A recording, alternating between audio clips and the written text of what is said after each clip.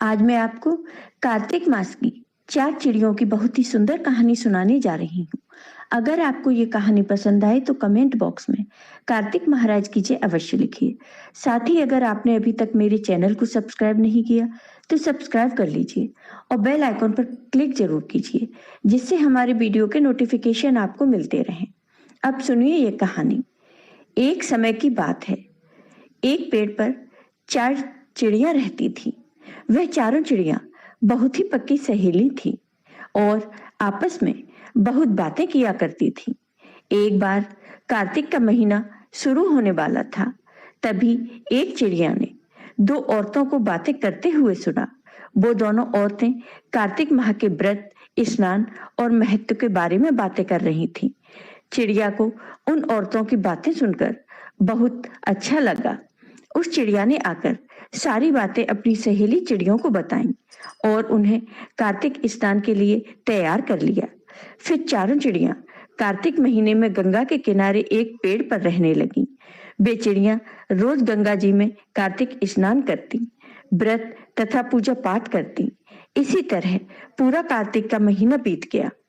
प्रतिपदा के दिन चारों चिड़ियों ने खिचड़ी बनाने के लिए दाल, चावल, घी इकट्ठा किया और खिचड़ी बनाई। खिचड़ी बनाने के बाद चारों चिड़ियां नहाने चली गईं। पहले एक चिड़िया नहाकर आई। उसे बहुत तेज भूख लगी थी, तो उसने खिचड़ी की भाप खा ली और सो गई। फिर दूसरी चिड़िया स्नान करके आई। उसे भी बहुत तेज भूख लगी थी। उसने खिचड़ी का पानी पिया और सो गई। फिर तीसरी चिड़िया स्नान करके आई। उसे भी बहुत तेज भूख लगी थी। उसने खिचड़ी खाई और वो भी सो गई। अंत में चौथी चिड़िया स्नान करके आई, तो उसे भी बहुत तेज भूख लगी थी।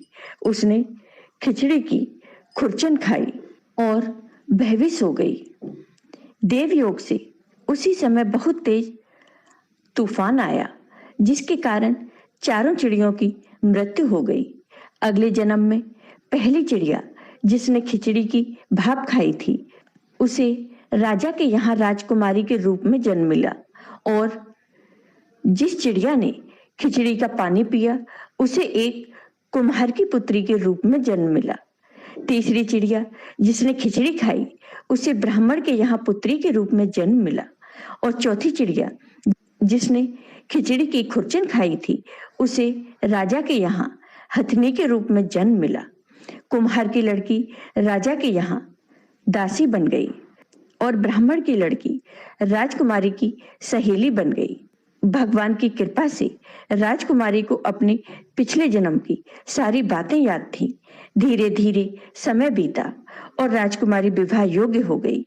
फिर राजकुमारी का विवाह हुआ तो राजकुमारी ने राजा से कहा कि मैं अपनी सहेली और दासी को अपने साथ लेकर जाऊंगी।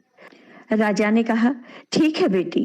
राजकुमारी ने फिर कहा, मैं इस हथनी को भी अपने साथ लेकर जाऊंगी। तब राजा ने अपने सैनिकों को आदेश दिया कि इस हथनी को ले आओ। सैनिक हथनी लेने गए तो हथनी सैनिकों से नहीं उठी। तब राजकुमारी हथनी के पास गई और हथनी के कान में अपने पिछले जन्म की सारी बातें बता दी। राजकुमारी की बातें सुनकर हथनी तुरंत खड़ी हो गई। यह सब वह राजकुमार देख रहा था जिसके साथ राजकुमारी का विवाह हुआ था। वह राजकुमारी के पास गया और पूछा, तुमने हथनी के कान में ऐसा क्या कहा जिससे वह तुरंत खड़ी हो गई?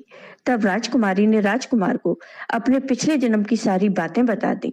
राजकुमारी की सारी बातें सुनकर राजकुमार ने कहा, अगर कार्तिक नहाने का इतना महत्व है कि चिड़िया को मनुष्य की योनि मिल जाए, तो हम भी जोड़े से कार्तिक स्नान करके पूजा पाठ और दान पुण्य करेंगे। फिर जब कार्तिक का महीना आया तो राजकुमार और राजकुमारी ने जोड़े से कार्तिक स्नान किया, व्रत किया, पूजा पाठ किया, जिससे उनका सारा जीवन खुशियों से भर गया और अंत में उन्हें मोक्ष की प्राप्ति हुई। तो हे कार्तिक महाराज, जैसे आपने इन चिड़ियों पर अपनी कृपा की, वैसे ही अपने सभी भक्तों पर अपनी कृपा सदा बनाए रखना। जय हो कार्तिक देवता के। आपको ये वीडियो पसंद आया हो तो कमेंट बॉक्स में कमेंट करके जरूर बताइए। साथ ही मेरे वीडियो को ज्यादा से ज्यादा शेयर करिए। धन्यवाद।